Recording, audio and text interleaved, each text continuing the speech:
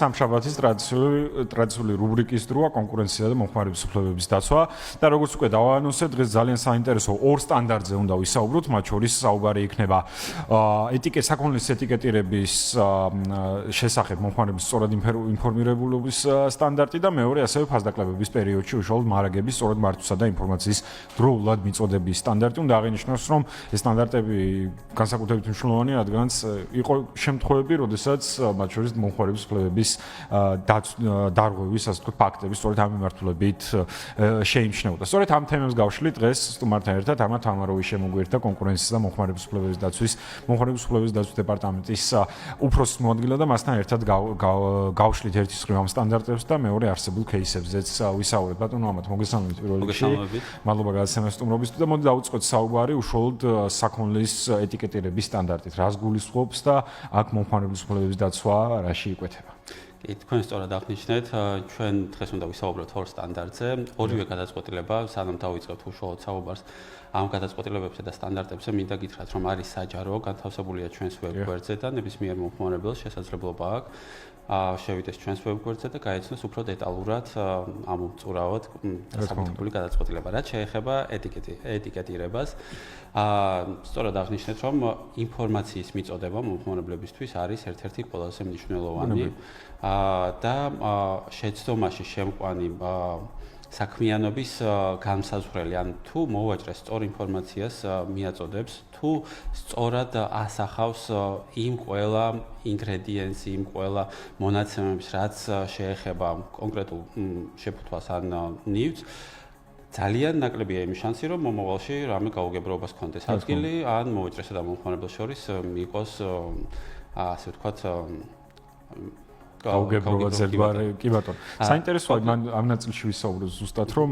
ერთის ხვის სტანდარტი და მეორეს ხვის ბიზნესმაც რა გაითვალისწინოს, რომ მივაბად თქვენს. სააგენტოში შემოსული იყო ერთ-ერთი მომხმარებლის განცხადება, რომელიც აღნიშნავდა, რომ ერთ-ერთ სუპერმარკეტში შეიძინა წვენი, ეს წვენი არის კამპას წვენი, ყველასთვის ცნობილი.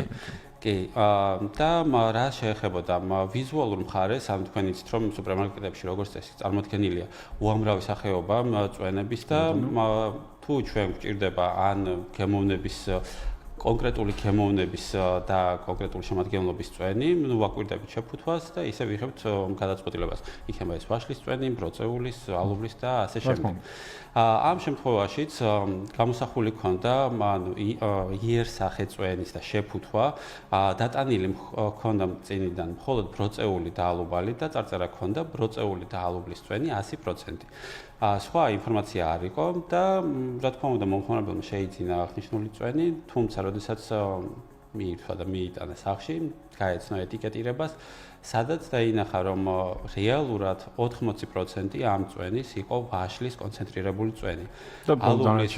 ალუბლის წვენი იყო 10% და ბროწეულის წვენი იყო 10%. რა თქმა უნდა, ჩვენ შევისწავლეთ ეს საქმე და დავადგინეთ სამართლო კომერციული საქმიანობის ფაქტი, დავადგინეთ დარღვევა და განვსაზღვრეთ კამპას გონივრული ვადა, ერთთვიანი ვადა, რომელიც ჯერ არ არის გასული ამ დარღვევის აღმოსაფრველად. დამეთანხმებით, რომ როდესაც ჩვენ ვყიდულობთ წვენს ან ნებისმიერ სხვა საკვე პროდუქტს, ძალიან დიდი მნიშვნელობა აქვს იერსახეს ყოველ ჯერზე მომხმარებელი როგორც წესი არ კითხულობს ეტიკეტირების. და მთავარ ასე ვთქვათ წინაყდაზე დიდი ასოები თუ არის გამოტანილი, უკვე იმას აქცევ ყურადღებას, რომ ეს ყოფილა ასე ვთქვათ სამივე შემადგენლობის და მაგას ენდობი მხოლოდ და არა პატარა ასოებით მოკლედ. კი, ანუ აღქმას გიტოვებს, რომ ეს წვენი არის ალუბლის და ბროწეულის. რა თქმა უნდა, შეიძლება ამ წვენში იყოს თუნდაც ვაშლის კონცენტრირებული წვენი, მაგრამ არ შეიძლება რომ ვაშლის თუნდაც ამ შემთხვევაში კონცენტრირებული წვენი იყოს 80% და დანარჩენი იყოს 10%. რა თქმა უნდა, როგორც ევროკავშირის მართლმსაჯულების სასამართლო თუ ვნახავთ ხო, ანუ ამ სასამართლოს გადაწყვეტილებებს ამ გადაწყვეტილებებშიც ხშირად არის ისეთი პრეცედენტები და ისეთი ფაქტები, როდესაც მომხმარებლისთვის მიწოდებული ინფორმაცია არის თვალსაჩინოდ მიწოდებული არა ეტიკეტირებაზე, ან თუნდაც ხშირად ხვდებით წვრილი შრიფტით მიწერილი ან რაღაც სხვა პირობები, ხო? ანუ ვიზუალურად მიწოდებული ინფორმაცია არის განსაზღვრელი იმისთვის, რომ მომხმარებელმა შეიძინოს თუ არა ესა თუ ის პროდუქცია. ამიტომ ამ შემთხვევაში ჩვენ დავადგინეთ დარღვევის ფაქტი, დავავალდებულეთ, რომ შესაბამისობაში მოიყვანოს გარეგნულ იერსახესთან ის ეტიკეტირება, ან დაატანოს თუნდაც იერსახეს დამატებით, ხო, ან ვაშლის გამოსახულება. ეგ ნაწილი მინდოდა უფრო ჩამეშალა, როგორ უნდა მიუთითოს ბიზნესმა სწორად. არამხოლოდ ამ კონკრეტულ შემთხვევაში ისედაც ხო, სხვაგან შეიძლება იგივე იყოს. როგორი არის სტანდარტი რეალურად აი ეს მითითების, რომ მათ შორის ერთის მხრივ ბიზნესის წინასწარ იყოს ინფორმირებული დეტალურად და მეორეს მხრივ მომხმარებელმაც ასე თქვა იცოდეს. აი აქ რა ნიუანსებია. ამ კანონი პირდაპირ გვეუბნება, რომ ინფორმაცია უნდა იყოს მიწოდებული მკაფიოდ, გასაგებად და ნათლად. რაც ნიშნავს იმას, რომ არ უნდა არსებობდეს, არ უნდა ჩნდებოდეს კითხვის ნიშნები, როდესაც თქვენ უყურებთ შეფუთვას და ხედავთ ბროწეულის და ალუბლის გამოსახულებას, თქვენ ვერ გექნებათ იმის აღქმა ან მოლოდინი, რომ აი ეს წვენი შეიძლება იყოს ვაშლის ან სხვა ნებისმიერი ხილის. ამიტომ ძალიან მნიშვნელოვანია, რომ თანხმედრაში იყოს როგორც ვიზუალური მხარე, ასევე ეტიკეტირება. ეს უნდა იყოს ნათლად, მკაფიოდ გადაცემული. ანუ ეს არის ერთადერთი სტანდარტი, რომელიც შეეხება ნებისმიერ პროდუქციას, ნებისმიერ თუნდაც საკვებ პროდუქტებს, აუცილებლად ინფორმაციის მიწოდება უნდა მოხდეს გასაგებად და ხო და მეორეს მხრივ ალბათ ეს ცნობილი ასე თქვა ხუმრობაც, ანუ ბუღალტერია დამატებით მომხმარებლებს აღარ უნდა ჰქონდეთ აღსარიცხი და თამითმეტს ახლა თუნდაც შევდივართ და ესეთ ელემენტარო პროდუქციას უყიდულობთ ალბათ ამეთანხმებით, რომ იქ დიდხანს დარჩე, ყველაფერი დეტალურად შეისწავლო, ეგეთი რამე ძალიან რთულია დროითი ფაქტორიდან გამომდინარეც, ხო, იქ რო შედიხარ მაღაზიაში ამდენი დრო უნდა დაყო ერთი წვენი საყიდლად. ამის ვალდებულებაც არ გვაქვს. მესმის დავუშვათ თუ რაღაც ალერგენებს ეგვაინტერესებს. კაფიოდ მომაწოდე რა, ხო შეიძლება ეს ინფორმაცია. ხო, ან თუ ეს ეხება დავუშვათ ალერგენებს, ხო, რომელიც ვერ იქნება ყველა ფერი დატანილი შეფუთვაზე. შეიძლება მე გავეცნო, მაგრამ როდესაც მე, ხო, ანუ საბაზისო ინფორმაცია არის, როდესაც მე მჭირდება. აი, სხვა თანაბარ პირობებში თუ არანაირი ალერგია არ მაქვს, მაშინ უნდა რომ მივდივარ და უბრალოდ წვენი მინდა ბროწეულს დავის და ამის, უნდა ავიღო და არ უნდა მქონდეს აქაც დეტალურად შესწავლის, ასე და დროსაც არ უნდა უთმოდე. მეორე სტანდარტი ასევე რა ძალიან მნიშვნელოვანია, მათ მოდი ამაზეც გადავიდეთ. რას გულისხმობს ფასდაკლების დროს მარაგების მართვისა და ინფორმაციის დროულად მიწოდების სტანდარტი, იმიტომ რომ ვიცი რომ აქაც გარკვეული ასე ვთქვათ დარღვევები იყო, აი ამაზეც ვისაუბრეთ. კი, ესეც არანაკლებ საინტერესო სტანდარტია და პრეცედენტული გადაწყვეტილება არის სააგენტოსი. ევროპის მართლმსაჯულების სასამართლო არაერთი გადაწყვეტილებით უმსჯელია სასამართლოს და მიუღია და დაუდგენია დარღვევა. ამ შემთხვევაში საქმე ეხებოდა ერთ-ერთ კომპანიას, ШПС ნოვას, რომელიც ოპერირებს სამშენებლო მასალებით და ბაზარზე წარმოდგენილია სამშენებლო მასალების სექტორში. და საქმე ეხებოდა შემდგომს მომხმარებელი მოგმართა განცხადებით.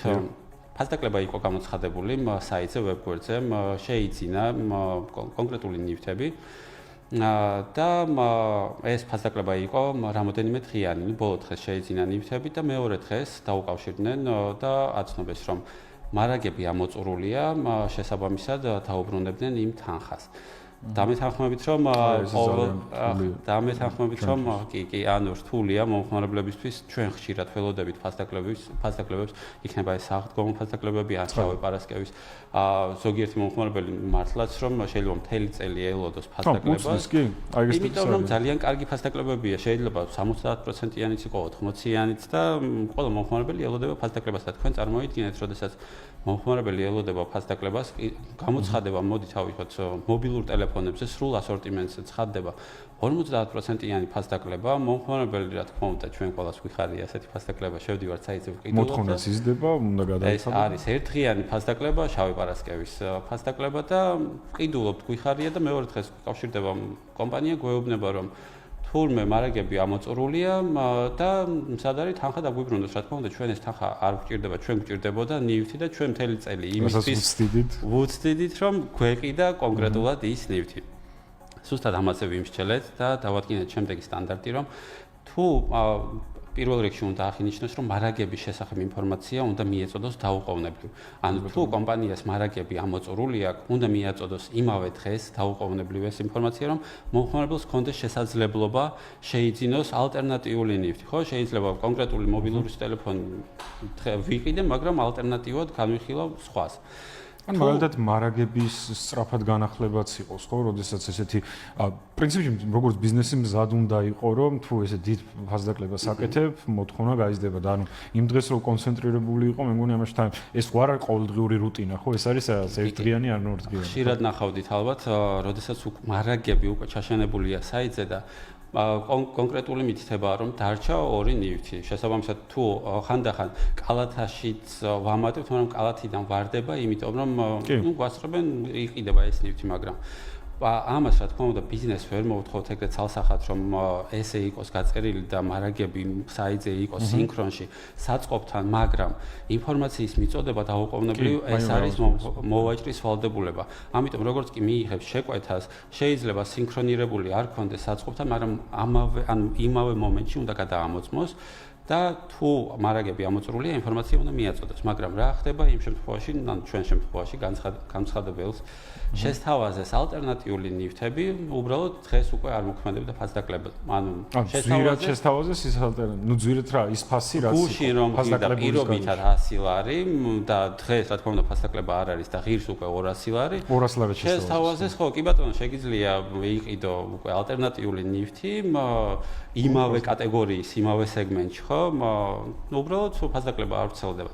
რა თქმა უნდა, აქ ფულის დაბრუნებაზე არისო საუბარი, აუცილებლად უნდა იყიდა, თუ ფულის დაბრუნება შეეძლო. შესთავაზეს ფულის დაბრუნება. ორი ვარიანტი შესთავაზეს. კი, მაგრამ ჩვენ მივიჩნიეთ და დავადგინეთ, რომ ფულის დაბრუნებით, მხოლოდ ფულის შეთავაზება ან ფულის დაბრუნება არ ნიშნავს, რომ მომხმარებლის უფლება აღდგა.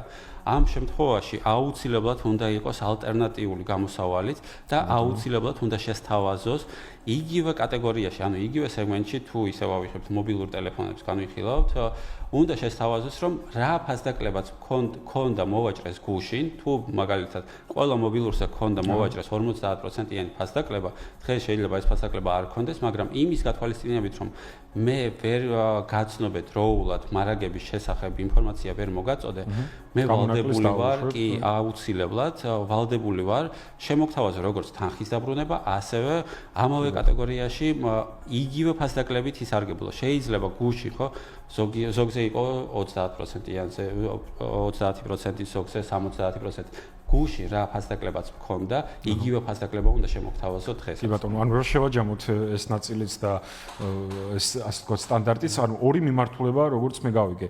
ერთი არის, რომ მარაგების სამოწურო დროული კომუნიკაცია იყოს, მარაგების სამოწურო შემთხვევაში უშუალოდ მომხმარებელთან, მაგრამ მეორეს მხრივ თუ ესეც გაიპარა, ანუ იმ დღესვე ალტერნატიული, ასე ვთქვათ, ჩამნაცვლებელი პროდუქტის ერთგვარად შეთავაზება, ოღონდ ამისიც ფასდაკლებული. ეს არის სტანდარტი, რომელსაც თვალისწინებს კი, აუცილებელია ამის გათვალისწინება და აქვე გეტყვით, რომ მიუხედავად იმისა, რომ ჩვენ კამპას და ნოვას წინააღმდეგ დავადგინეთ უსამართლო კომერციული საქმიანობის ფაქტი, ეს გადაწყვეტილება ვრცელდება ყველა მოვაჭრეზე აბსოლუტურად და ყველამ უნდა გაითვალისწინოს აღნიშნული სტანდარტი და დაანერგოს თუ დღემდე არ აქვს დანერგილი ეს სტანდარტი, აუცილებლად უნდა დაანერგოს. კი ბატონო, ძალიან დიდი მადლობა ამ ინფორმაციის მოწოდებისთვის. მე მგონი ეს თემა იყო, ხო, სხვა თემებიც, მაგრამ მათ შორის ესეც ერთი მხრივ ბიზნესისთვისაც ინფორმატიული იყო და მეორე მხრივ თავად მომხმარებლისთვისაც და მათი უფლებებისთვის, ასე ვთქვათ, ცოდნის და ცნობიერების ამაღლებისთვის. ამათ ამავროვი იყო